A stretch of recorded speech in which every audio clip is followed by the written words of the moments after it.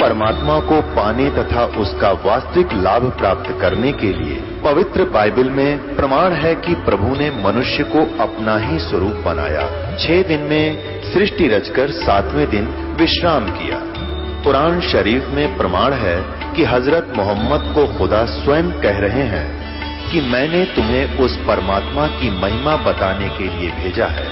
वो परमात्मा कबीर है जिसने 6 दिन में सृष्टि रची तथा 7वें दिन तख्त पर जा विराजा।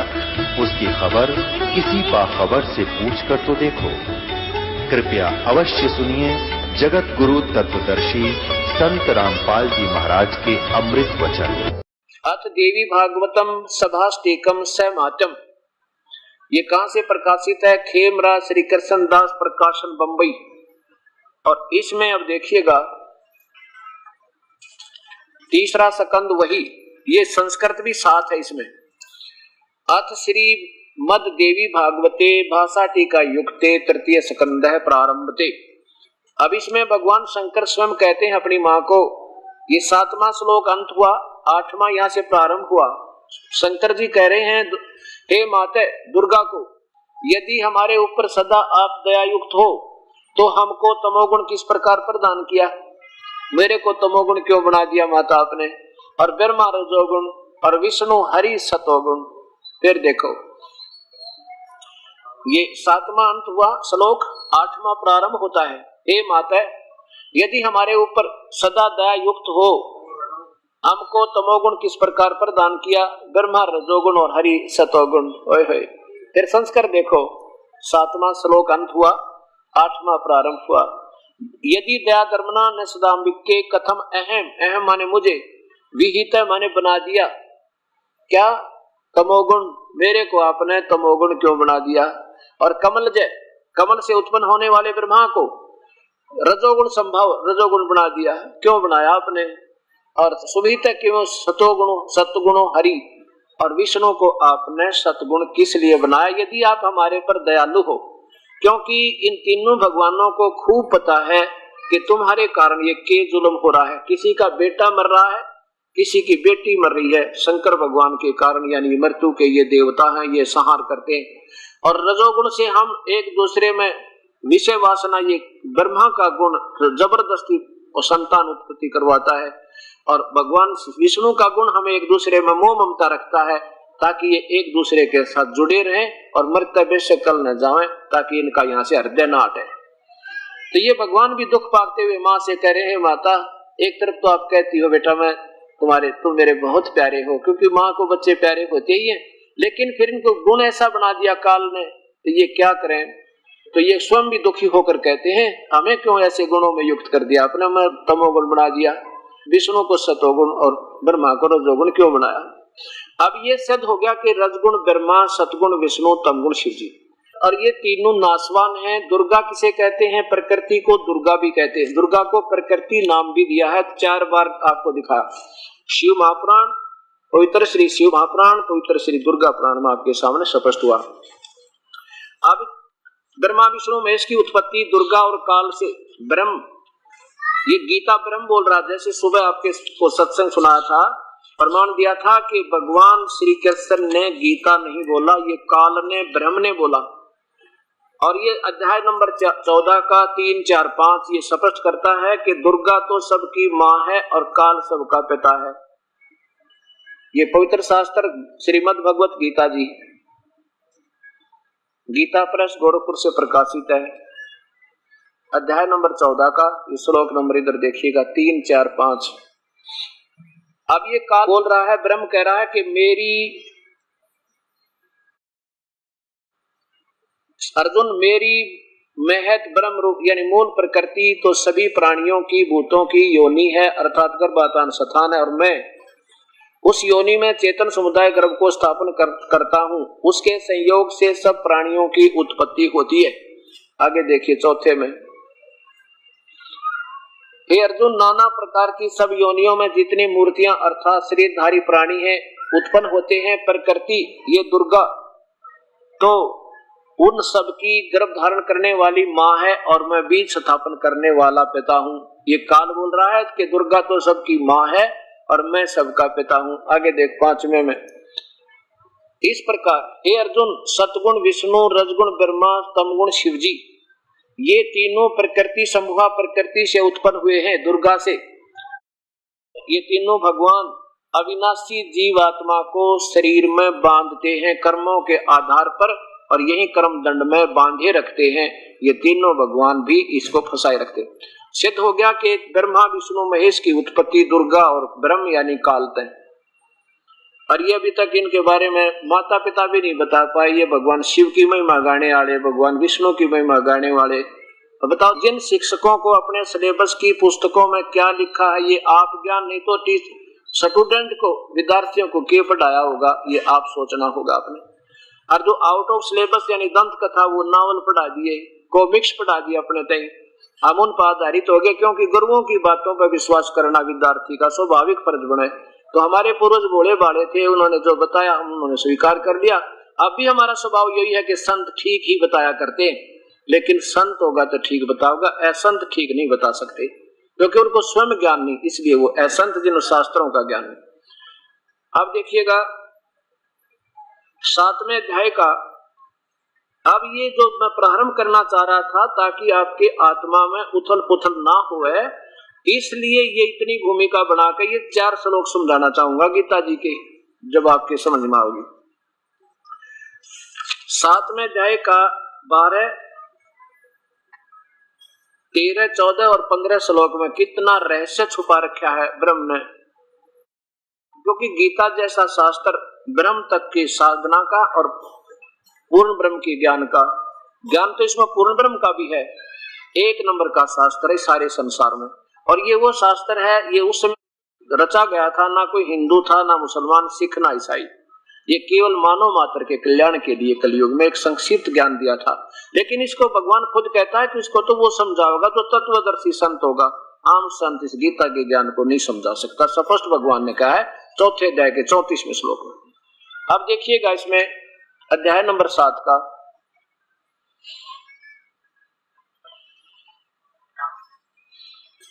इधर देखिए, ये 12वां श्लोक है।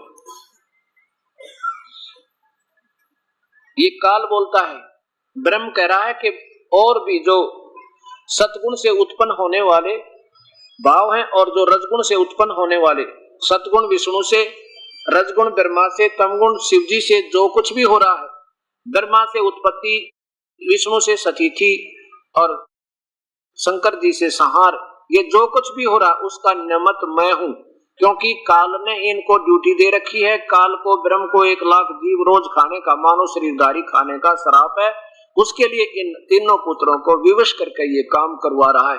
अब यहाँ कहता है कि और भी जो सतगुण से उत्पन्न होने वाले, यानी हमारे अंदर सतीथि जो बनी हुई है, ये विष्णु जी के गुण, सतोगुण के कारण, विष्णु के कारण, और भी जो रजोगुण से हम संतान उत्पत्ति करते हैं और संसारिक सुख की कामना करते करते मर जाते हैं, डटा नहीं जाता, ये भगवान इस ब्रह्मा के गुण के कारण, ब्रह्मा जी के। और तमोगुण जो हमारा संहार होता है, हम एक दूसरे को मार डालते हैं, काट डालते हैं, कहते ये इस शंकर भगवान के कारण हमारी मृत्यु होती है। कहते ये जो कुछ भी हो रहा है, होने वाले बात सब उनको, सब तो मुझसे ही होने वाला ऐसा जान। देखिए कितना साफ कहा। और लेकिन परंतु मैं उनमें मैं और वे मुझ में नहीं है। शिव पुराण में लिखा है कि ब्रह्मा, विष्णु और शिव, इन तीनों देवताओं में गुण है, परंतु ये काल, ये शिव, ये गुणातीत है, इनसे बाहर है। अब ये क्या करता है काल हर ब्रह्मांड में, ये देखिए, ये ब्रह्मा, विष्णु और शिव तो यहाँ अलग से लोक बना दिए, इन 3 स्थानों के प्रभु, और ये इनसे अलग रहता है यहाँ पर, और यहाँ पर ये आकार में रहता है, और जब चाहे यहाँ से बिल्कुल खाली कर देता है इस लोक को, अंतर्ध्यान हो जाता है, और पत्नी को अपनी को यहाँ छोड़ देता है, दुर्गा को। इसका अलग लोक भी है ब्रह्म लोक में दुर्गा का। ये कहता है कि मैं उनमें और वे मुझ में नहीं है, क्योंकि ये इनसे न्यारा रहता है, और इससे भी भिन्न बिल्कुल सबसे अलग जब रहता है, ये अपना वहाँ एक ब्रह्मांड में तीनों पुत्रों की उत्पत्ति करके यहाँ आकर विराजमान हो जाता है, और डेली भी यहाँ पर आता है ये, और जब चाहे अपने ब्रह्मांड में जो से में चाहे चला जाता है। ऐसा इसका वर्णन है। अब 13वें नंबर में क्या लिखा है, वही 7वां अध्याय। अभी 12 आपने सुना कि ये तीनों गुणों से जो कुछ भी हो रहा है, उत्पत्ति, स्थिति और संहार, ये मुझसे जान, लेकिन मैं इनमें और ये मुझ में नहीं है। अब 13वां देखो, इसमें लिखा है कि गुणों के कार्य रूप सात्विक, राजस और तामस, इन तीनों प्रकार के भाव से ये सारा संसार प्राणी समुदाय मोहित हो रहा है। यानी इन्हीं से मिलने वाली राहत, इन्हीं से प्राप्त सुखों पर आधारित है और जन्म और मृत्यु में शीघ्र चला जाता है। इन तीनों गुणों से परे मुझ अविनाशी को नहीं जानता। ब्रह्म कहता है कि नादान प्राणी मेरी पूजा भी ना करते, ये तो इन तीनों गुणों तक फंसे बैठे हैं, जो कि बिल्कुल बेकार पूजा है। देखिए आगे, अब 14 और 15 में निचोड़ कर दिया, साथ दे दिया सारा। क्योंकि यह अलौकिक अर्थात अति अद्भुत त्रिगुणमयी मेरी माया, तीनों भगवानों ब्रह्मा विष्णु महेश के द्वारा रचा गया जाल बहुत ही भयंकर है, दुस्तर है, बड़ा खतरनाक है। और जो साधक पुरुष मुझको ही निरंतर भजते हैं, मेरी पूजा करते हैं, वो इनसे ऊपर उठ जाते हैं। जैसे मुख्यमंत्री कहे कि इन मंत्रियों से ज्यादा मैं लाभ दूंगा, तो मेरी शरण में आ जाओ। इन मंत्री तो तुम्हें केवल एक विभाग का लाभ देगा, वो भी पूरा नहीं दे सकता, और मैंने इनको कुछ थोड़ी मोटी शक्ति दे रखी है जिससे वो तुम्हें लाभ दे रहे हैं, लेकिन मेरे पास आओ, इनसे अच्छा तो मैं दूंगा। और फिर कहता है मेरी भी पूरी राहत नहीं है, वो प्रधानमंत्री कोई और है। इस पूरे 7 श्लोकों में ये वर्णन समझिए। अब क्या कहता है कि इनसे अच्छी तो मैं राहत दूंगा तीनों गुणों से, ब्रह्मा विष्णु महेश से, तो मेरी पूजा भी ना करते नादान। अब देखो तोड़ कर दिया इसमें 15वें श्लोक में, 7वें अध्याय के 15वें श्लोक में, इस माया के द्वारा तीनों गुणों से मिलने वाले लाभ और इनके द्वारा फैलाए गए इस जाल के द्वारा जिनका ज्ञान हरा जा चुका है, इन्हीं तक साधना पूजा में उलझे पड़े हैं। वो राक्षस स्वभाव को धारण किए हुए राक्षस स्वभाव को, असुर स्वभाव को धारण किए हुए मनुष्यों में नीच और तेरा गजब हुई है परमात्मा। ब्रह्मा विष्णु महेश तीनों गुणों की पूजा करने वालों को खुद गीता में क्या संज्ञा दी जा रही है आप देखियो। और ये हमारे से पूजा उन गुरुओं ने करवाई, हमारे बड़े बड़े प्यारी आत्मा माता पिता को ऐसे उलझा रखा। क्या लिखा है कि इस तीनों गुणों के द्वारा जिनका, माया के द्वारा जिनका ज्ञान हरा जा चुका है, आसुर स्वभाव को धारण किए हुए मनुष्यों में नीच, दूषित कर्म करने वाले, दुष्कृत्य न यानी भक्ति मार्ग के ये बुरे कर्म है, ब्रह्मा विष्णु महेश तक की पूजा करना, और देवताओं के नीचे की तो कहना है कि बहुत खतर खराब, मूढ़ा मूर्ख लोग और मुझे नहीं बजते, यानी मेरी पूजा नहीं करते। पूजा का जिक्र चल रहा है। तीनों गुणों की पूजा में जो अक्षणिक सुख, थोड़ी सी देर नरक स्वर्ग और यहाँ संसारिक सुख में ये चक्कर काटते रहते हैं, तो ब्रह्म साधना से 1000 गुना ज्यादा लाभ है ब्रह्मा विष्णु महेश की पूजा तक, 1000 गुना। लेकिन ये भी पूर्ण ठीक नहीं है। स्वयं ये स्वीकार करता है काल मेरी भक्ति भी अनुत्तम घटिया है। अभी दिखाऊंगा 7वें अध्याय में। अब ये 15वां अध्याय आपने सुना कि मूर्ख लोग मुझे भी ना बजते। अर्जुन फिर देख लो एक बार 15वें अध्याय का नीचे देखो ना, 7वें अध्याय का 15वां श्लोक। इस त्रिगुणमयी माया रजगुण ब्रह्मा, सतगुण विष्णु, तमगुण शिव जी से होने के पूजा से मिलने वाले लाभ पर आधारित हो जाने से हमारी बुद्धि जो कमजोर होगी, ज्ञान हरा जा चुका है, वो राक्षस स्वभाव को धारण किए हुए मनुष्यों में नीच हे परमात्मा और बुरे कर्म करने वाले मूर्ख लोग मेरी भक्ति भी ना करते, ब्रह्म साधना भी ना करते।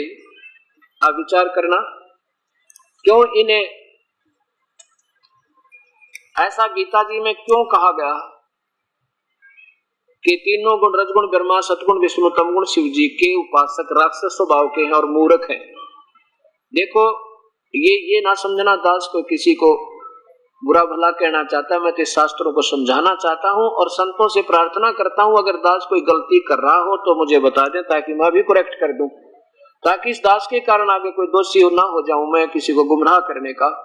अगर ये मैं गलत कर रहा हूं तो कोई मुझे जरूर मिले और बताओ नहीं इसका ये अर्थ नहीं बनता, एक प्रमाण सहित हो। तो भाव ये है कहने का, जैसे रावण ने तमोगुण की भक्ति की थी शिव भगवान को पूर्ण परमात्मा मान के, ओम नमः शिवाय का जाप करके, और ये ऐसी साधना की थी आज कलयुगी लोग तबे से गुण गावे माहेश्वर के, वो 7 जन्म भी नहीं कर सकते कि यहाँ से अपनी गर्दन काट के शिव जी के चरणों में रख दी, उसे सैक्रिफाइस कर दिया, बलिदान दे दिया अपने जीवन का भगवान शंकर के चरणों में। अब देखो रावण बुरा नहीं कह सकते रावण को, क्यों? रावण का जो गुरु बुरा था, जिसने उस पैरी आत्मा जिसमें इतना सेक्रीफाइस, अगर उसको सत्ज्ञान मिल जाए, सत भक्ति पूर्ण परमात्मा का, जिसमें गीता संकेत करता है ब्रह्म भी, तो उस भगवान की भक्ति करो। भगवान शिव खुद कहते हैं, इसमें योग वशिष्ठ में वशिष्ठ जी को कहते हैं कि वो परमात्मा कोई और है जिसकी भक्ति करनी चाहिए, जो भक्ति के योग्य है, और उसकी साधना जैसा उन्होंने बताया वो बता रखी है। तो उस अब रावण ने गुरु बना रखा था, गुरुदेव ने बताया बेटा ये सदाशिव है ना, ये बस पूर्ण परमात्मा है, इसका ओम नमः शिवाय जाप है और ये तेरे ठाठ कर देगा। ठीक है, ये भगवान वरदान देते हैं, जैसा रावण ने उनकी पूजा की उतने ठाठ दे दिए, इतना धन दे दिया, सिद्धि दे दी, आकाश में उड़ जावे हैं, और आखिर में फिर कुत्ते वाली मौत मरा। और ऐसी साधना की कि 10 बार सिर काट कर धर दिया उस शिव जी के सामने, और फिर भी राक्षस स्वभाव का हुआ, राक्षस कहलाया, कुत्ते वाली मौत मरा। इतना नीच अपनी मां ने ठा लिया, यानी सीता का अपहरण कर लिया, इससे गंदा और कौन कर्म करेगा यू, इतना नीच। और फिर मूर्ख समझाए तो बिना माना। अब ये सारे गुण जो गीता में लिखा है, कोई अक्षर गलत नहीं इसका एक भी। फिर भस्मागिरी नाम के एक तपस्वी थे जो शिव के उपासक, और कैलाश पर्वत में, यहाँ भी इस हर एक लोक में इन्होंने अलग से कैलाश पर्वत की रचना की हुई है। जैसे शिव के लोक में जो नीचे वाला शिव का लोक है, उस शिव के लोक में कैलाश पर्वत के ऊपर जहाँ शिव का घर है, उसके द्वार के सामने 12 वर्ष तक शिरासन पर नीचे को सिर ऊपर को पैर करके और भस्मागिरी ने साधना की। एक दिन पार्वती जी की प्रार्थना पे भगवान शिव ने कहा कि मांग भाई, क्या मांगता है भस्मागिरी, बोल साधक क्या चाहता है सेवक तू। भस्मागिरी ने कहा कि ऐसे नहीं भगवान, पहले वचनबद्ध हो जाओ तब मैं कुछ डिमांड रखूं। भगवान शिव बोले भाई चल ठीक है, तो मैं वचनबद्ध हुआ, मांग क्या मांगे कि भगवान ये आपके हाथ का ये कड़ा दे दो, मुझे भस्म कंडा दे दो। भगवान शिव ने सोचा साधक है भाई, कितने अपनी रक्षा के लिए मांगता होगा, जंगल में रहना होता है, इतने दयालु हैं ये मालिक, ले भाई ले जा तू भस्म कड़ा ले ले। अब जब भस्म कड़ा हाथ में आ गया उस नीच आत्मा के, भस्मागिरी के, क्या बोला शिव जी होले होशियार, तने खत्म करूंगा तुझे। क्यों खत्म करूंगा कि पार्वती को तो पत्नी बनाऊंगा और तुझे मार डालूंगा, अरे तेरा नाश पापी आत्मा। अब बताओ गीता गलत नहीं है, अब साधना ही देखो, मिर्च खाओगे तो मुंह जलेगा भाई, आम खाओगे तो मीठा होगा। अब हम साधना आम के स्थान पर बबूल बीजेंगे तो कांटे ही लगेंगे, गीता के विरुद्ध साधना करेंगे तो हानि हानि है, लाभ कति नहीं। तो क्या बताया कि भस्मागिरी पीछे और भगवान शिव जी आगे आगे। अगर ये सर्वशक्तिमान है, इनका ना विनाश नहीं होता तो भगवान शिव जी ने डरने की कोई जरूरत नहीं थी, भागने की नहीं आवश्यकता पड़ती, क्योंकि ये अजरो अमर भी नहीं है और ये सर्वशक्तिमान भी नहीं है, और भाई ये भगवान भी है और दयालु भी बहुत है। ऐसी बात नहीं, ये 3 लोग के एक विभाग के मंत्री में जितनी पावर है उतनी तो है ही है इनमें, लेकिन एक विभाग के मंत्री, प्रांत के मंत्री को और कोई मुख्यमंत्री भी बताओ और प्रधानमंत्री भी यही है, राष्ट्रपति भी यही है, वो बताने वाला कति मूर्ख है, उसने क्या है कहानी बेरा, वो तो कति यूजलेस आदमी है। तो आज तक जितने भी ये संत ब्रह्मा विष्णु महेश की महिमा गाने वाले ये ऐसी व्याख्या कर रहे हैं, इससे सिद्ध होता कि इनके पास वो वास्तविक ज्ञान नहीं है जो हमारे पवित्र शास्त्रों में रहस्य छुपा हुआ है। तो उनके पास भक्ति क्या होगी अभी सोचनी पड़ेगी, अर्थात वो भी ठीक नहीं, वो भी ये दास देगा आपको ये भक्ति भी, जो जहां से प्रारंभ होनी है, ये ब्रह्मा विष्णु महेश दुर्गा गणेश, ये जो साधना है जो हमने प्रारंभ, ये हमारी प्राइमरी की क्लास की पढ़ाई है जो मैंने पढ़ानी पड़ेगी, जो कि इन संतों ने पढ़ाना था, कोई वहां तक की पूजा, वो भी इस दास ने आपका कोर्स कराना पड़ेगा।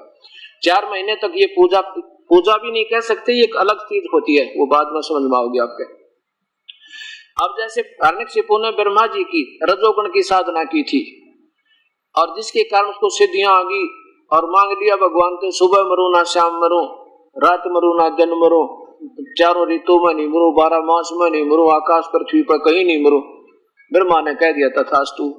और फिर क्या हो गया, राक्षस बन गया और कुत्ते वाली मौत मरा, राक्षस कहलाया, रजोगुण पर का उपासक।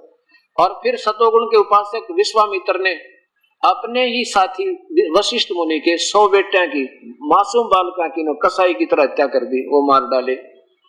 और उदाहरण देता हूं, जैसे एक बार का प्रमाण है, हरिद्वार में हर पैड़ी के ऊपर पर कुंभ का मेला लगा। आज से लगभग 350 वर्ष पहले की बात है जब ये कुंभ का पर्व कहीं लगता। वैसे कुंभ के पर्व का शास्त्र विरुद्ध होने से बिल्कुल यूजलेस है। गीता में प्रमाण जिस पूजा का नहीं है वो शास्त्र विरुद्ध है, और शास्त्र विरुद्ध पूजा ना कोई परम गति हो, ना सिद्धि हो, ना उनको कोई सुख हो। ये 16 मार जाएगा और आप देखिएगा, फिर देखिए, क्योंकि बच्चा पढ़ता है ना किताबों को, वो निष्कर्ष नहीं निकाल सकता, और टीचरों का फर्ज होता है उस बच्चे को निष्कर्ष निकाल कर दे दे ताकि फिर तुरंत समझा। इसलिए तो अध्यापकों की आवश्यकता पड़ती है, इसी पर लिए तो गुरुओं की आवश्यकता पड़ी थी संत मार्ग में, लेकिन गुरुओं ने अपना बेरा इसमें लिख के रखा है। तो वो बताओ क्या टीचर 16वें अध्याय का अध्याय नंबर 16 का ये 23वां श्लोक देखो। जो पुरुष यानी जो साधक शास्त्र विधि को त्याग कर अपनी इच्छा से मनमाना आचरण करता है वह न तो सिद्धि को प्राप्त होता है, न परम गति को, और न सुख को। और इन 3 चीजों के लिए भक्ति करते हैं। ये तीनों हो नहीं सकती तो गीता जी में जो लिखा है इससे अलग जो साधना करें। आगे देखो, क्योंकि गीता जी चारों वेदों का सार है, और गीता जी तो बोली जा रही है और वेदों की तरफ संकेत है। वेदों में केवल ओम नाम से भक्ति प्रारंभ होती है और कोई मंत्र नहीं है, सब मनमुखी मंत्र है। मनमुखी उपवास वगैरह, मंदिर में जाना, मस्जिदों में जाना, तीर्थों पे जाना, ये कुंभ के मेले का पर्व मनाना, ये गीता विरुद्ध, वेदों विरुद्ध है, होने से शास्त्र विरुद्ध है। इससे तेरे लिए कर्तव्य और अकर्तव्य की व्यवस्था में जो भक्ति के कर्म करने हैं और नहीं करने हैं उनमें केवल शास्त्र ही प्रमाण है, और कोई किसी की दंत कथा से मत फंस जाना। ऐसा जानकर तू शास्त्र विधि से नियत कर्म करने योग्य है, अर्थात शास्त्र में वर्णित जो साधन है उनके अनुसार साधना करना, नहीं तो यूजलेस है। तो ये कुंभ का पर्व जो है ये वैसे गीता विरुद्ध होने से, शास्त्र के विरुद्ध होने से यूजलेस है, फिर भी अपने लोक वेद के आधार पर ये भोली आत्मा, इन्हें तो भगवान चाहिए, कोई कितना बता दे भाग्या जागा। तो क्या हो गया कि वहां हर की पैड़ियों पर कुंभ के मेले का एक पर्व भी लगने का संयोग बता दिया किसी ने। ये प्यारी आत्मा आम साधक भी और ये तीनों गणों के उपासक, जैसे ये नाथ औगड़, ये नाथ नागा, कनपाड़े और ये गिरी पुरी, ये सारे शिव जी के तमोगुण के उपासक हैं, और वैष्णु ये विष्णु जी के उपासक हैं। और ये सभी जाकर के अपने अपने खेमों में, अपने अपने समूह में जाके एकत्रित हो गए ग्रुप में। और जब आया स्नान करने का समय, सुबह सुबह चल पड़े स्नान के लिए। सबसे पहले ये नागा महात्मा पहुंच गए जो कति नंगे रहते हैं, और हर की पैड़ियां का ऊपर जाकर खड़े हो गए, और पीछे से वो दूसरे ग्रुप आ रहे हैं, कहीं से पुरी आ रहे हैं, कहीं से गिरी आ रहे हैं, कहीं से कनपाड़े नाथ आ रहे हैं, और कहीं से वैष्णु साधु आ रहे हैं। नागा कहने लगे कि कोई भी हमारे से पहले गंगा में स्नान नहीं करे, हम सबसे पहले स्नान करेंगे, हम सर्वश्रेष्ठ हैं, हम त्यागी और बैरागी हैं, हमें कोई इच्छा नहीं है, हम इच्छा रहते हैं, और हम स्नान करने के बाद तुम बाद में इसमें स्नान कीजिएगा, खड़े हो जाओ वहीं पर। वैष्णु साधु विष्णु जी के उपासक कहने लगे हम सर्वश्रेष्ठ हैं, और तुम नागो नंगो किसने श्रेष्ठ बना दिए, तुम टट्टी के हाथ भी ना धोते, नाना न धोना, शरड फरड, तुम किसने बना दिए श्रेष्ठ, हम सर्वश्रेष्ठ हैं, बाहर आओ, इससे दूर हो जाओ, हम पहले स्नान करेंगे। अब वो स्नान सुनता गया कुएं में और लट्ठम लट्ठा हो गए, मुक्का मुक्का। नो लिखा है कि 25,000 जिन हम संत कहा करते थे आपस में पशुओं की तरह लड़के, बच्चा की तरह कट कर मर गए। वो परमात्मा का हर की पैड़ी बतावें और वहां पर भगवान का वास बतावें, और भगवान की छाती पर ये जंग मचावें, तो ये बता काहे के संत वे। तो गीता गलत नहीं है, गीता एक नंबर का शास्त्र है, इसको समझने वाले गलत रहे। क्या बताते हैं कि तीर तुपक तलवार कटारी ये जमदड़ जोर बधावे हैं, और हर पैड़ी हर हेत नहीं जाना, वहां जाकर चलावे हैं। भगवान ने तो डर भी ना लग गया, परमात्मा में प्यार भी कोई ना, कसाइया कहने का वहां जाते एक चलावे हैं, और काटे शीश नहीं दल करुणा। वो संत ने काटे शीश नहीं दल करुणा, करुणा माने दया, और वो जग में संत कवावे हैं, और जो जन उनका उपदेशी हो जा उनको भी नरक ले जावे हैं। ओए होए, ये भी व्यर्थ की बातें हैं, ये भी बैदा है, बैदे से भेद अलैदा। अब ये पवित्र गीता जी में ये सिद्ध करना चाहती है कि तीनों गुण तक के उपासक। अब देखो ये सोचना ऐसा नहीं, अब क्यों बताया भगवान ने ऐसा, क्योंकि हम विपरीत पूजा कर रहे हैं। कैसे, जैसे 15वें अध्याय में लिखा है कि अर्जुन ये उल्टा लटका हुआ संसार रूपी वृक्ष है और इसकी ऊपर को जड़ है तीनों, नीचे को तीनों गुण रूपी शाखा है, रजगुण ब्रह्मा है और सतगुण विष्णु, तमगुण शिव जी। ये देखो, अब इसको समझाने के लिए ये सारी कहानी क्यों ब्रह्मा विष्णु में इसकी पूजा को गलत क्यों बताया है, ये अब प्रमाण होगा इसका। अब ये उल्टा लटका हुआ एक संसार रूपी वृक्ष समझो, ऊपर जो सबसे ऊपर के ब्रह्मांड है वो तो वहां पूर्ण परमात्मा रहता सतलोक में, ये तो पूर्ण परमात्मा है।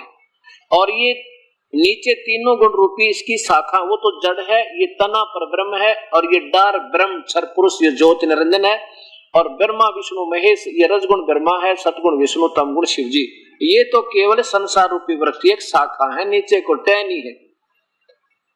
अब देखो कबीर परमात्मा ये पूर्ण ब्रह्म अपनी महिमा आप बताते हैं कि अक्षर पुरुष एक पेड़ है, निरंजन वा की डारे। अक्षर पुरुष जड़ जो जमीन से ऊपर नजर आता है उसको वृक्ष कहते हैं, पेड़। अक्षर पुरुष एक पेड़ है, निरंजन वा की डारे, और निरंजन ये क्षर पुरुष ब्रह्म, और तीनों देवा शाखा है, ये पाते रूप संसार।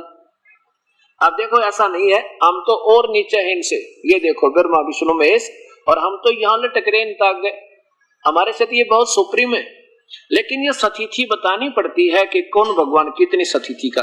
अब देखो जड़ से खुराक चलती है, इस जड़ से खुराक चलती है और यही सबका पालन करता है। इससे खुराक तना में, तना से इस डार में, डार से ब्रह्मा विष्णु महेश में, फिर इनसे आगे हमें मिलेगी। हमें तो मिले ही नहीं सेगी, ये अनादरणीय नहीं है, लेकिन हम इनकी पूजा गलत कर रहे हैं, इसलिए ये हमें लाभ नहीं दे सकते। कैसे कर रहे हैं?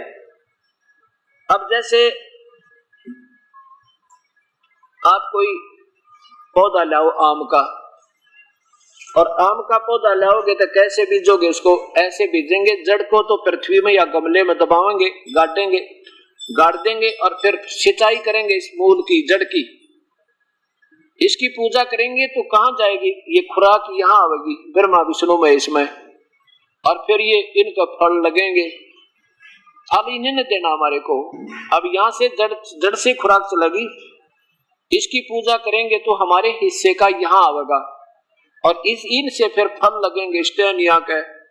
तो इसलिए ये प्यारे गणे लगा हमने। अब हम इसकी बजाय पूजा इनकी करने लग गए, या गलती कर दी। इनका आदर करना है, इनसे प्यार करना है, इनके प्रति श्रद्धा तो रखनी है, लेकिन पूजा नहीं करनी। पूजा इसकी करेंगे जब ये लाभ देंगे, नहीं तो हमें लाभ नहीं दे सकते। जैसे अब हम क्या कर रहे हैं, अभी तक हमारे से संत क्या करवा रहे हैं, ये ऐसी पूजा करवा रहे थे, हम ऐसे कर रखा था। इस भक्ति रूपी पौधे को उल्टा बीज लिया, इसलिए गीता में कहा कि बालकों का खेल, ये मूर्खों की, बालकों की, नादानों की पूजा है, ये ऐसे नहीं करनी चाहिए थी। क्या बताते हैं? एक साधे सब सधे, एक के साधे सब सधे, ये सब साधे सब जावे, माली सींचे मूल को हो, फले फूले गाए। बिना मांगे देंगे ये भगवान फिर आपको, जब यहाँ इसकी पूजा करोगे पूर्ण परमात्मा की। अब इसके लिए इसलिए बताया कि मूर्खों की पूजा ये उल्टी कर दी, और ये शास्त्र विरुद्ध साधना है, क्योंकि हम मूल को छोड़कर टहनी पूजन लाएंगे। अब तीन भगवानों की सतिथि इसी 15वें अध्याय के 2 श्लोक आपके सामने स्पष्ट करेंगे। ब्रह्म, परब्रह्म और पूर्ण ब्रह्म, क्षर पुरुष, अक्षर पुरुष और परम अक्षर पुरुष, ये 3 भगवान हैं, ब्रह्म, परब्रह्म और पूर्ण ब्रह्म। अब देखिएगा ये पवित्र शास्त्र गीता जी अध्याय नंबर 15 का और श्लोक नंबर 16 और 17 में कति स्पष्ट कर दिया 3 भगवाना की न्यारी न्यारी व्याख्या। ये 15वां अध्याय श्लोक नंबर यहां से देखो 16, क्या लिखा है कि द्वौ माने 2, इमौ माने इन दोनों लोकों में, ब्रह्म और परब्रह्म के लोक में, क्षर पुरुष और अक्षर पुरुष के लोक में। पुरुषौ, पुरुषौ माने दो भगवान, पुरुष माने प्रभु होते हैं, भगवान होते हैं, दो भगवान हैं, पुरुषौ दो। लोके, इससे पृथ्वी वाले लोक में, इन दोनों लोकों में, ब्रह्म और परब्रह्म के लोक में ये दो भगवान हैं। कौन कौन? ये क्षर पुरुष माने नाशवान भगवान, ये पुरुषौ जो शब्द है इन दोनों के साथ लगता, जो संस्कृत में अनुवाद करते। पुरुषौ, क्षर पुरुष और अक्षर पुरुष, इसको हटा के फिर लिखा जा सकता है क्षर पुरुष और अक्षर पुरुष। क्षर पुरुष तो नाशवान भगवान ये ब्रह्म है, और अक्षर पुरुष इससे कुछ ज्यादा सफाई वो अक्षर पुरुष यानी परब्रह्म है। लेकिन परब्रह्म भी अविनाशी नहीं है। और दो ही सतीथि जीव की इन दोनों के लोकों में। कौन से लोक में? अब जैसे ये देखिएगा स्थिति, ये पूर्ण चित्र देखिए सारे ब्रह्मांडों का। अब ये तो है क्षर पुरुष के लोक 21 ब्रह्मांड, और ये अक्षर पुरुष के हैं 7 संग ब्रह्मांड। इन दोनों के लोकों में जो प्राणियों की स्थिति है, इसमें तो ये भगवान भी, इसके उपासक भी, इसके अंतर्गत जितने प्राणी हैं, इसके साधक, ये तो नाशवान है शीघ्र। इनमें लिखा है कि इन दोनों में, लेकिन इनसे ज्यादा इस अक्षर पुरुष की ज्यादा स्थायी शरीर है, लेकिन इसका फिर भी विनाश है। इसलिए बताया है कि इन दोनों लोकों में जीव आत्मा तो अविनाशी है, और स्थूल शरीर इन देवताओं के भी और इन प्राणियों के भी नाशवान है। लेकिन ये जो स्थान है सतलोक, यहाँ जाने के बाद ये भगवान भी अविनाशी और यहाँ रहने वाली जीव आत्मा भी सदा के लिए उनका शरीर अविनाशी हो जाता है। यहाँ जाने के बाद फिर मृत्यु नहीं होती। अब यहाँ देखो, और इसी प्रकार जीव दो स्थिति जीव की है। क्षर तो नाशवान तो ये स्थूल शरीर में, और अविनाशी ये अक्षर यानी अविनाशी जीवात्मा कही जाती है। ये देखो, इस संसार में नाशवान और अविनाशी भी ये दो प्रकार के पुरुष हैं। या पुरुष लिख दिया इन्होंने, इनकी समझ तो बार बात होगी, पीछा छुटवा लिया, सीधा लिख दिया। यहाँ लिखना था दो प्रकार के भगवान हैं, एक तो ये नाशवान भगवान ब्रह्म, और कुछ अविनाशी ये परब्रह्म। जैसे एक तो चीनी का कप हो, मिट्टी का सफेद सफेद पड़ते फूट है, और एक हो स्टील का, तो वो भी नाशवान है, लेकिन इस चीनी वाले की तुलना में ज्यादा स्थायी होने से उसको भी स्थायी धातु लिखा जाता है, माना जाता है। लेकिन वो भी वास्तव में अविनाशी नहीं, क्योंकि जंग लगेगा, स्टील को विनाश होगा एक दिन, पर समय घना लगेगा, इसलिए उसको भी स्थायी धातु कह दिया। लेकिन सोना है वो तीसरे नंबर की धातु, जिसका कभी विनाश नहीं होता, वो परमात्मा कोई और है, ऐसा देखिए। और दो प्रकार के भगवान हैं, और इसी प्रकार संपूर्ण प्राणियों के शरीर नाशवान और जीवात्मा अविनाशी कही जाती है। अब 17वें में कमाल कर दिया, क्या बताएं, इन दोनों से भी ओए ये देखो, उत्तम पुरुष है, उत्तम भगवान तो अन्य, इन दोनों से भी कोई न्यारा है। ये देखो उत्तम पुरुष, इन्होंने पुरुष ही छोड़ दिया लिख के, क्योंकि इनकी बुद्धि से बार बात होगी, ये समझ नहीं सके। उत्तम भगवान वास्तव में पुरुषोत्तम। अब हम पुरुषोत्तम इस श्री कृष्ण को क्या करते नहीं, वो पुरुषोत्तम तो स्वयं कह रहा, गीता बोलने वाला भगवान कोई और है। पुरुषोत्तम उत्तम पुरुष यानी वास्तव में पूर्ण परमात्मा तो कोई और है, जो तीनों लोकों में प्रवेश करके ओए सबका धारण पोषण करता है। सबका धारण पोषण वो है वास्तव में विष्णु पूर्ण परमात्मा, सबका धारण पोषण करने वाला अविनाशी परमेश्वर परमात्मा इस प्रकार कहा गया है। फिर देखो पूर्ण रूप से उत्तम पर पुरुष तो यानी उत्तम पर भगवान वास्तव परमात्मा तो कोई इन दोनों से भी न्यारा है, और वो तीनों लोकों में प्रवेश करके सबका धारण पोषण करता, वो ये अविनाशी परमेश्वर परमात्मा कहा जाता है, वो परमात्मा है वो वास्तव में। ये पवित्र गीता जी ये सिद्ध करती है। अब देखो, अब यहाँ फिर आइए, यहाँ से खुराक चलती, ये है सबका सब तीनों लोग, यहाँ भी इनकी इससे ही खुराक आती है। ये है सबका धारण पोषण करने वाला कुल मालिक, जड़ से खुराक चले पौधे पेड़ को और टहनियां और पत्तों तक जाती है, ये वो परमात्मा हमारा पूजा के योग्य है, इसकी पूजा करनी है। और यही देखिए गीता जी के 15वें अध्याय का 1, 2, 3, 4 श्लोक एक बार फिर सुनो, जिससे कति निर्णय हो जाएगा। ये परमात्मा इतना निर्मल ज्ञान गीता जी को ठीक ही श्रोधार्य बताया गया है, लेकिन इसको समझने वालों ने इसका अर्थ का अनर्थ कर दिया। अब देखो ये गीता जी का अध्याय नंबर 15 के 4 श्लोक और सुनो।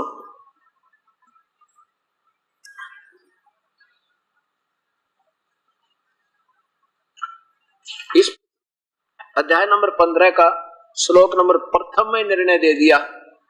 क्या बताया कि ऊर्ध्व मूलम अधः शाखम, ऊपर को जड़ वाला नीचे को शाखा वाला।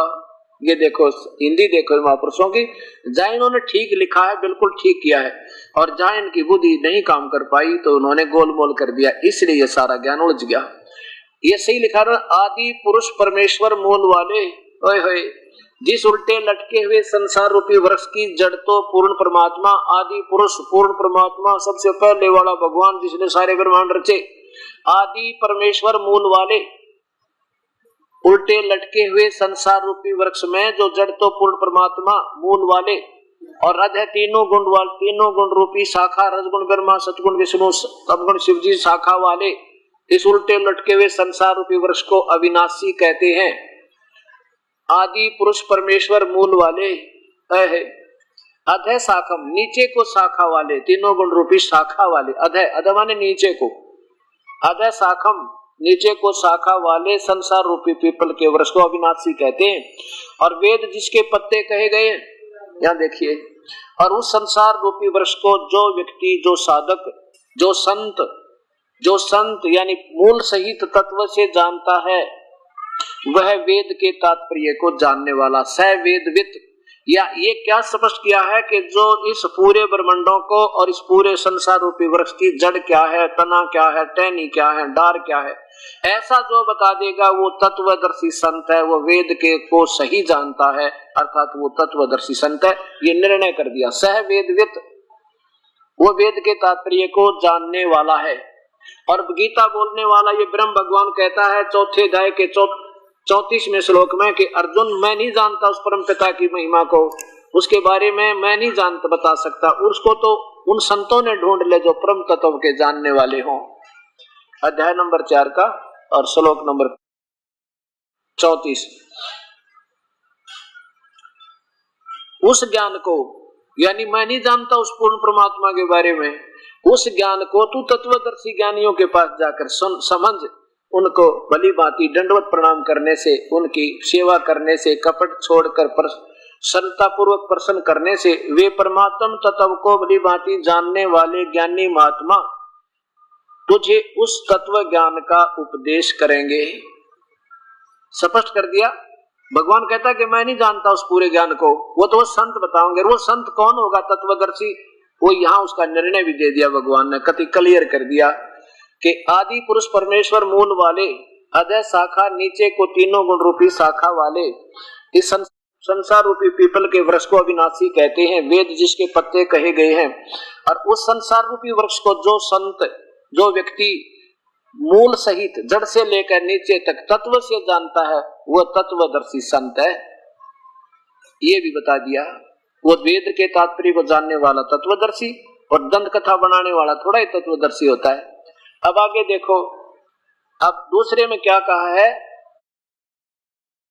उस संसार वृक्ष की तीनों गुण रूप, रजगुण ब्रह्मा, सतगुण विष्णु, तमगुण शिव जी, तीनों गुण रूप, ये आगे देखो, ये बढ़ी हुई तो इनकी अपनी सोच।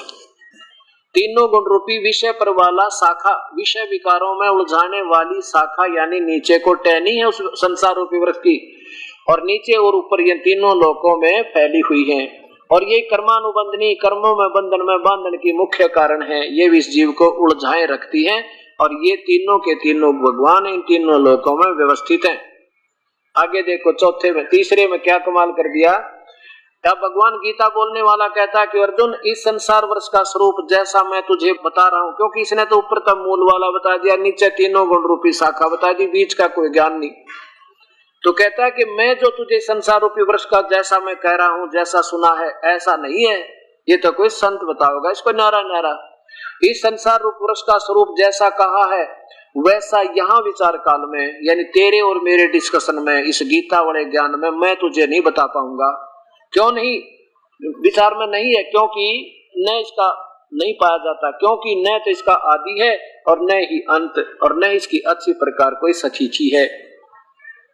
इससे तेरे लिए इस अति दृढ़ मूल वाले, इससे इस अति दृढ़ मूल वाले, यानी इस संसार रूपी पीपल के वृक्ष को दृढ़ वैराग्य रूप शस्त्र द्वारा काट कर अर्थात कोई वो संत आवेगा उस सतज्ञान रूपी शस्त्र हथियार सुलझी हुई गुत्थी को सुलझाया काटा जाएगा, इसको यानी अलग अलग किया जाएगा, निर्णायक ज्ञान मिलेगा। वो पूर्ण संत पूर्ण ज्ञान से ही इसको समझा जा सकता है, हमारे से बस की बात नहीं। आगे देखो चौथे में कमाल कर दिया। अब क्या कहता अर्जुन, अगर तेरे भाग जाग जा, कभी तेरे भाग उदय हो और कोई संत मिल जाए तुझे इस तत्व ज्ञान के बताने वाला, और फिर उसके चरणों में पड़ जाना और उससे लेकर नाम पे अपना बेड़ा पार करवाना, उसकी भक्ति से वहां चले जाओगे जिसमें फिर जन्म मृत्यु नहीं होती। क्या कहते हैं चौथे श्लोक में 15वें अध्याय का, उसके पश्चात उस परम पद रूप परमेश्वर को भली भांति खोजना चाहिए जिसमें गए हुए साधक फिर लौटकर संसार में नहीं आते, और जिस परमेश्वर से सारे संसार रूपी वृक्ष की यानी सारे ब्रह्मांडों की रचना हुई है, जिसने सारी सृष्टि को रचा है, पुरातन संसार वर्ष की प्रवृत्ति विस्तार को प्राप्त हुई है, उसी आदि पुरुष नारायण के मैं शरण हूँ। गीता बोलने वाला ब्रह्म काल कहता है कि मैं भी उसी परमात्मा के अधीन हूँ, वो मेरा भी मालिक है। इससे इस प्रकार दृढ़ निश्चय करके उस परमेश्वर का ही मनन और निधिध्यासन करना चाहिए, मेरा नहीं। खुद कहता काल के मेरी भी पूजा ठीक नहीं। अभी और बताता हूँ आपको। अब क्या हो गया कि मैं भी मैं उसके अंतर्गत आता हूँ, वो मेरा भी पूज्य भगवान है, और उसकी शरण में जाने से ही तुझे क्या होगा कि फिर वहां गए हुए का फिर जन्म मृत्यु नहीं होता। अब 18वें अध्याय का 62वां श्लोक फिर देख लो। इसमें कहा कि हे भारत, सब प्रकार से उस परमात्मा की शरण में जा, उस परमेश्वर की कृपा से ही तो परम शांति को और सनातन परम धाम को प्राप्त होगा, यानी सतलोक चला जाएगा, जहां जाने के बाद फिर जन्म मृत्यु नहीं होती। ब्रह्म के भी नाशवान, ब्रह्म के उपासक भी नाशवान, और ब्रह्म के तीनों पुत्र ब्रह्मा विष्णु महेश स्वयं स्वीकार करते हैं देवी भागवत महापुराण में कि हमारा तो जन्म और मृत्यु होता है, और परब्रह्म भी नाशवान, ये भी वास्तव में विनाशी नहीं, उसके पुजारी भी नाशवान, और जन्म मृत्यु कर्म दंड कभी नहीं कटे। वो तो पूर्ण परमात्मा कोई और है, वो पूर्ण ब्रह्म है, और उसकी भक्ति वो पूर्ण संत बताएगा और कोई नहीं बता सकता। अब ये निर्णय हुआ। ब्रह्म खुद कहता है कि मैं भी उसी की पूजा करता हूं, मेरा भी पूज्य देव वही है। अब 18वें अध्याय का 66वें श्लोक में, और बाकी आने वाले समय में बताऊंगा। अब आगे चलते हैं कि 7वें अध्याय के 12 से लेकर 15 तक श्लोक में ये तो निर्णय दे दिया कि वे तीनों गुणों की पूजा कति मूर्ख करें, और फिर कहता मेरी पूजा करने वाले भी 4 प्रकार के हैं, और वो सुकृतन, वो भक्ति के शुभ कर्म शुरू होते हैं वहां से, अच्छे कर्म भक्ति के वहां से प्रारंभ होते हैं। उनमें कौन कौन है? एक तो अर्थार्थी और जिज्ञासु और ज्ञानी। आर्त तो वो होते हैं जो अपना कष्ट निवारण के लिए वेदों के आधार पर साधना करते हैं, और अर्थार्थी वो होते हैं धन लाभ के लिए वेदों के अनुसार ब्रह्म से साधना प्रारंभ करते हैं, और जिज्ञासु वो होते हैं जो केवल ज्ञान संग्रह करते फिरते हैं, वेद गोठ लिए, उसका ज्ञान सुना, उसका ज्ञान सुना, वेदों के जो ना मंत्र कंठस्थ याद कर लिए, फिर प्रभु पाक गए, दुनिया में विद्वान पाक गए। वो भक्ति नहीं कर सकते जो अपनी प्रभुता केवल ये मौखिक व्याख्या सुना सुना के, बढ़िया लतीफेदार कथा सुना सुना के और धारावाहिक मंत्र बोल बोल कर दुनिया को प्रभावित करने वाले वो जिज्ञासु होते हैं, वो तो रिजेक्टेड है तीनों।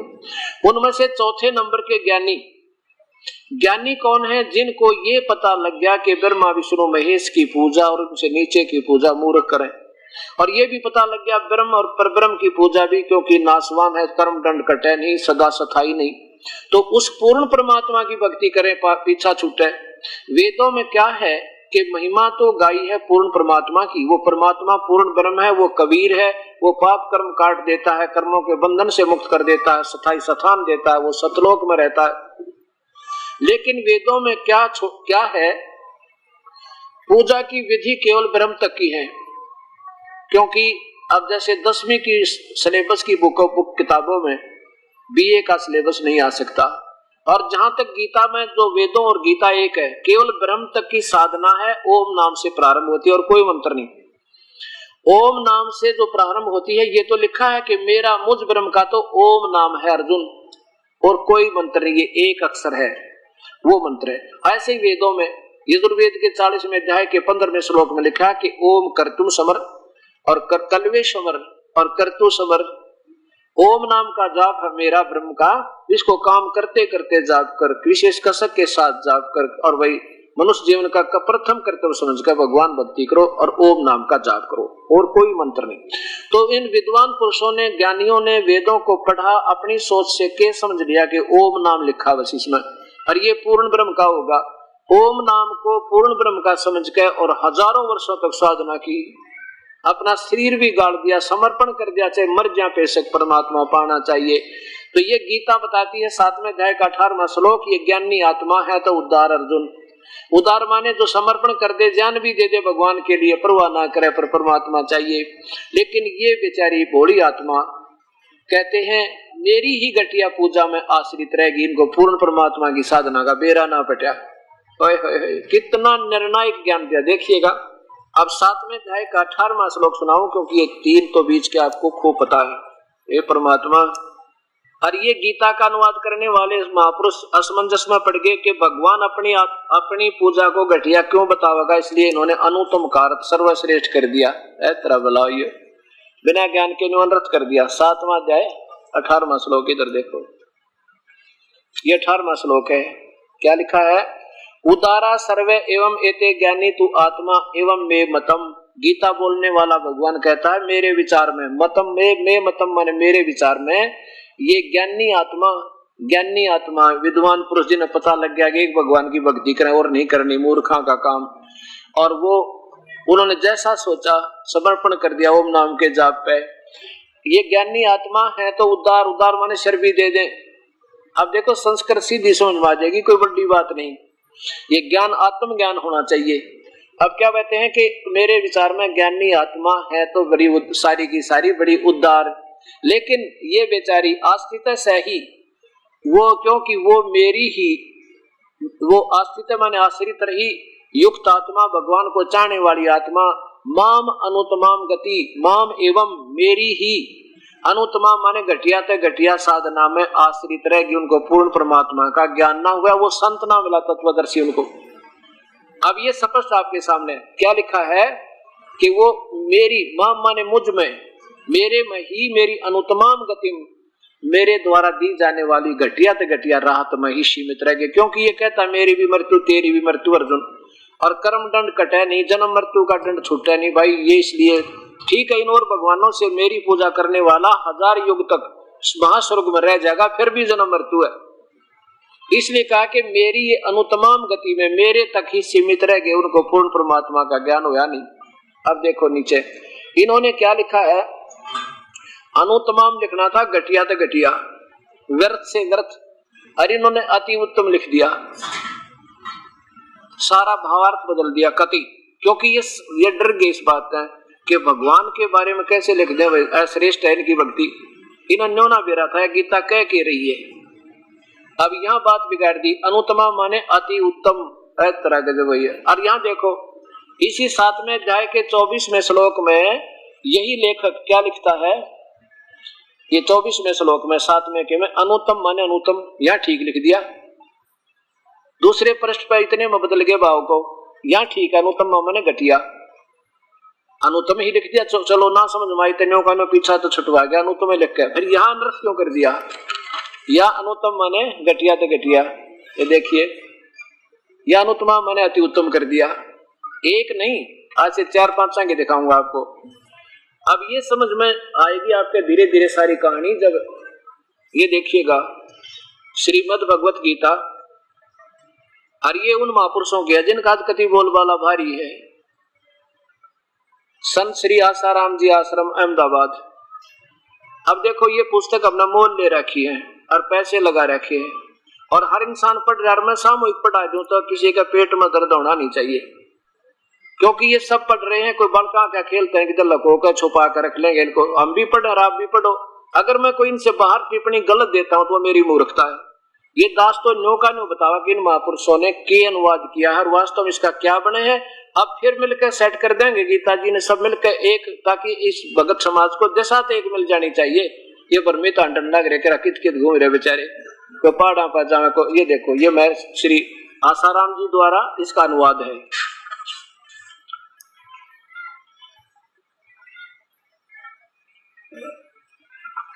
ये देखो,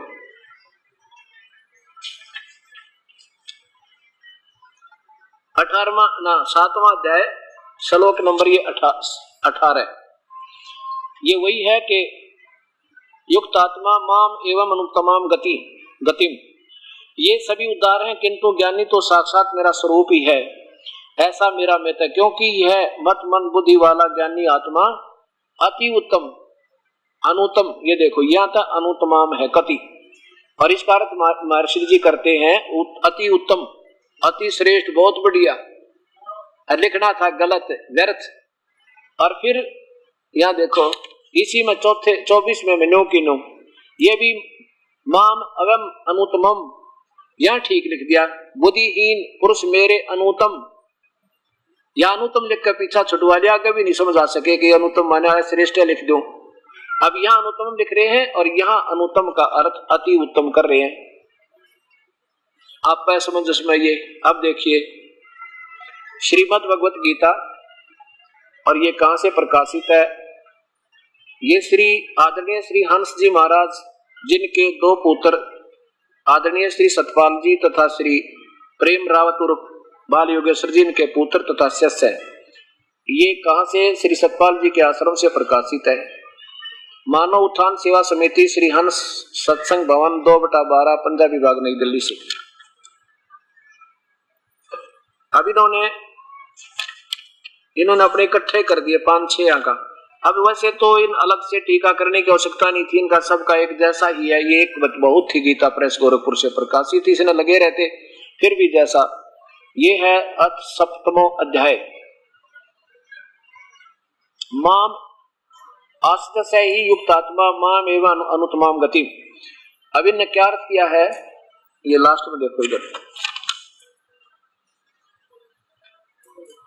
उत्तम कर्म करने वाले, इन सब से मैं मुझे वह ज्ञानी अति प्यारा है, जो नित्य भक्ति में लगा है, जिससे मैं प्यारा हूं, आदि आदि।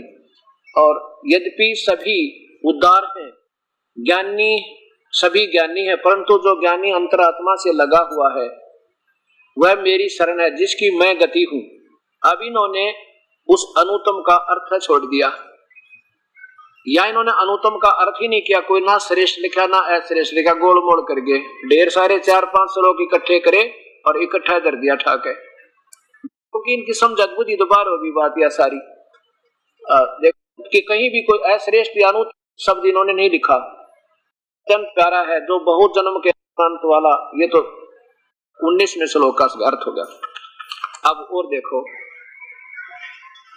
ये है आचार्य श्री सुधांशु जी द्वारा इसका टीका है।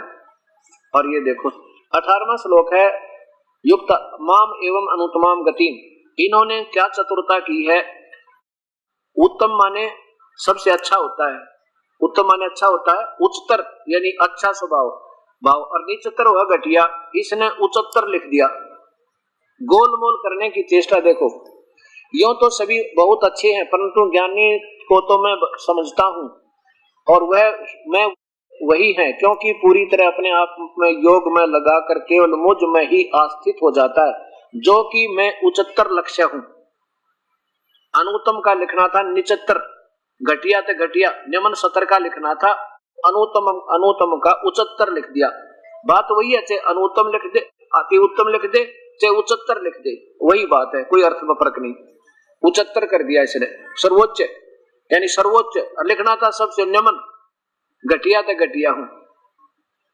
अब यहां आपने एक और दिखाता हूं आपको। भगवान ब्रह्म कहता है, काल कहता है अर्जुन को, यदि मेरी भक्ति करता है तो नीचे की पूजा छोड़ दे, और उस परमात्मा की शरण में जाना है तो मेरी भी छोड़ दे। कि हम क्या करते रहे अभी तक?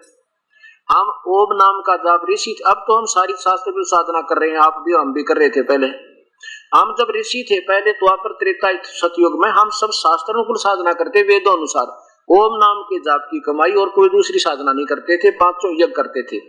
उसकी हम क्या बेनिफिट लेते रहते, जैसे स्वर्ग चले गए, महास्वर्ग चले गए, हजारों युग तक वहां महास्वर्ग में अपनी पुण्य कमाई खत्म करी, फिर नरक में आ गए और फिर पशु बन गए। अब ये चक्कर हमारा चलता रहा। अब हम क्या करेंगे, जो हम आपको जाप देंगे, ओम नाम का जाप मिलेगा और उसके साथ एक और मंत्र होगा जो दोनों मिलकर सतनाम बनेगा। ओम नाम की कमाई तो हम काल को छोड़ देंगे, इसका बेनिफिट नहीं लेंगे हम, कोई इसका लाभ ना देव बनेंगे ना महादेव बनेंगे, तो फिर ये हमें ऋण मुक्त कर देगा, यहाँ से छोड़ देगा, जाने देगा। अब ये स्वयं संकेत करता है कि अर्जुन तू मेरी कमाई ने, मेरे लेवल की जो जाप तू कर रहा है ना, इसने मेरे में छोड़कर उस एक की शरण में चला जा।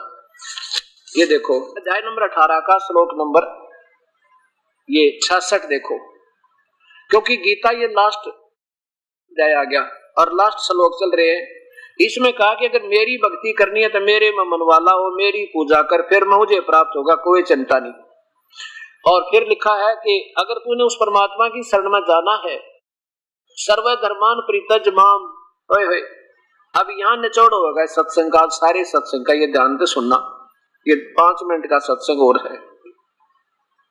सर्व धर्मान परित्यज माम, काल कहता है धर्मान माने सभी धार्मिक पूजाओं को मुझ में छोड़कर, एकम शरणम व्रज, एकम माने अद्वितीय, जिसके बराबर दूसरा ना हो, उस परमेश्वर की शरण में चला जाए। क्योंकि यहाँ देखो 18वें अध्याय के 62वें श्लोक में खुद भगवान यही कह रहा है कि हे भारत, सब प्रकार से उस परमेश्वर की शरण में जा, उस परमात्मा की कृपा से तो परम शांति यानी जन्म मरण रहित हो जाएगा, सतलोक में चला जाएगा, सातवें स्थान में पहुंच जाएगा।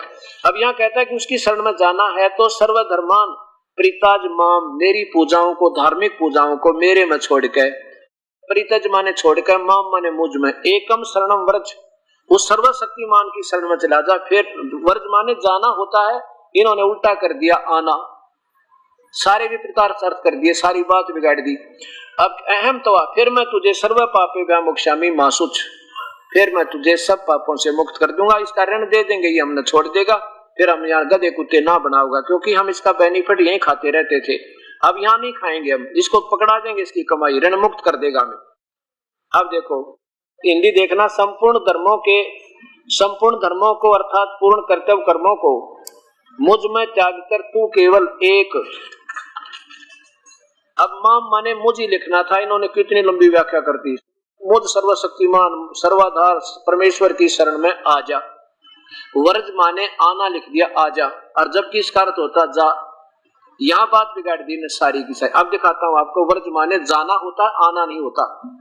अब ये भी गीता प्रेस गोरखपुर से प्रकाशित है, और ये श्री विष्णु पुराण आप देखिए, ये श्री विष्णु पुराण भी गीता प्रेस गोरखपुर से प्रकाशित है और अनुवाद भी महापुरुष का किया है। इसमें ठीक किया, व्रज माने जाओ, और ये व्रज माने आजा, उल्टा कर दिया इन्होंने। गीता प्रेस गोरखपुर से प्रकाशित है और इसके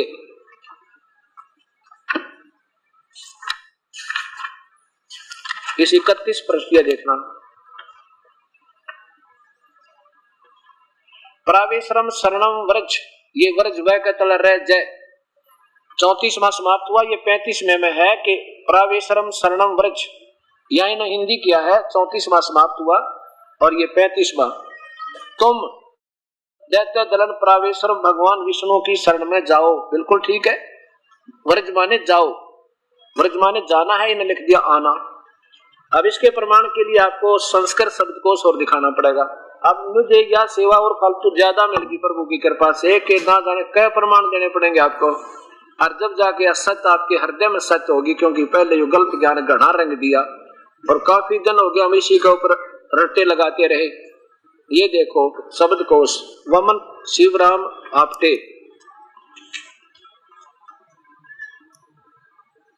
ये देखो वह कह तल जय रे व्रज, व्रज माने जाना, चलना, प्रगति करना, और कोई अर्थ नहीं बनता इसका। अब इन महापुरुषों की सारे की देखो दोबारा एक बार, ये देखिएगा श्री सुधांशु जी महाराज, और 18वें अध्याय का 62वां श्लोक, 66वां 18वें अध्याय का अध्याय 18, ये 66वां श्लोक।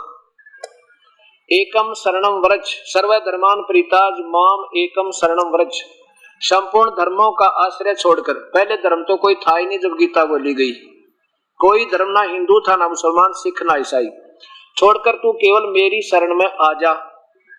और लिखना था जाना, यानी गो माने जाना होता है, उसका कोई आना अर्थ कर दे तो बच्चा अगर स्कूल में लिखा हो ना परीक्षा में उसको 0 नंबर आवे, और ये 100 के 100 प्राप्त है इनको आज के दिन में। क्या लिखा है? संपूर्ण धर्मों का आश्रय छोड़कर तू केवल मेरी शरण में आ जा और फिर मैं तुझे सब पापों से छुड़वा दूंगा। और लिखना था जा, क्योंकि इनको इस वास्तविकता का ज्ञान तो है नहीं, लेकिन ये मीठी बात बनाकर सभी महापुरुष और प्रभु पाठ गए।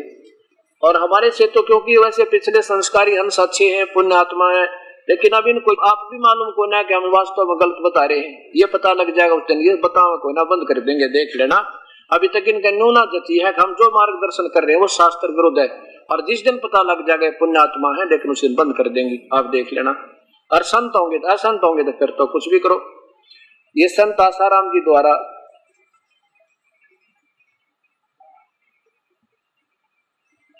अब इन्होंने भी यही निजों की, तो ये 18वां अध्याय नीचे देखो, सर्व धर्मान परिताज माम एकम शरणम व्रज। क्या लिखा है? संपूर्ण धर्मों का अर्थात संपूर्ण कर्तव्य कर्मों को मुझ में त्याग कर तू केवल एक मुझ सर्वशक्तिमान सर्वधार परमेश्वर की शरण में आ जा।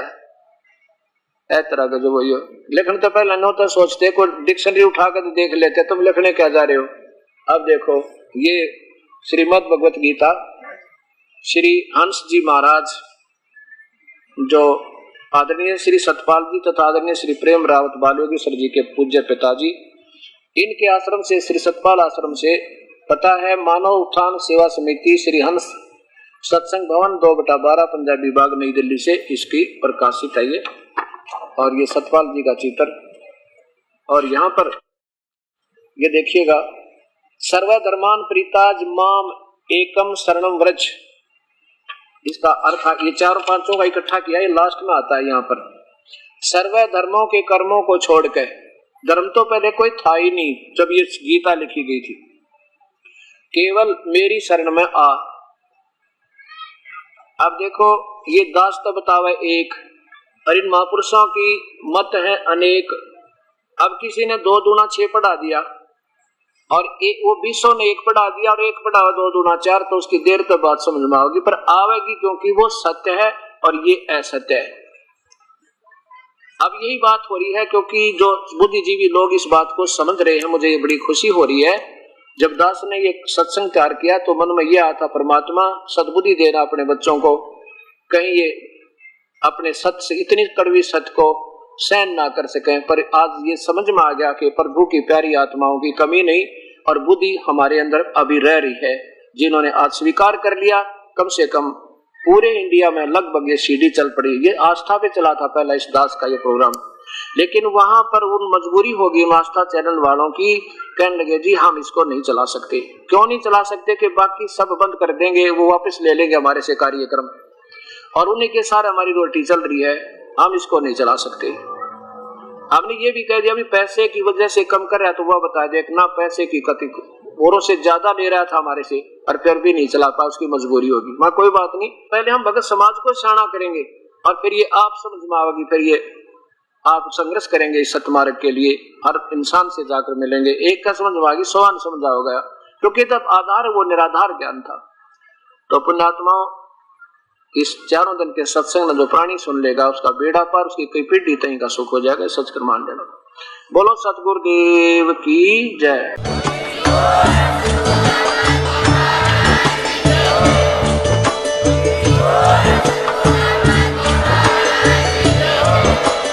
आप सुन रहे थे जगत गुरु तत्वदर्शी संत रामपाल जी महाराज जी के मंगल प्रवचन। अधिक जानकारी के लिए विजिट कीजिए हमारी वेबसाइट www.jagatgururampalji.org। संत रामपाल जी महाराज जी के शुभ आशीर्वाद से पूरे विश्व भर में 500 से भी ज्यादा नाम दीक्षा केंद्र हैं, जिन पर संत रामपाल जी महाराज जी द्वारा ऑनलाइन निशुल्क नाम दीक्षा दी जा रही है। अपने नजदीकी नाम दीक्षा केंद्र का पता करने के लिए संपर्क करें 8222880541।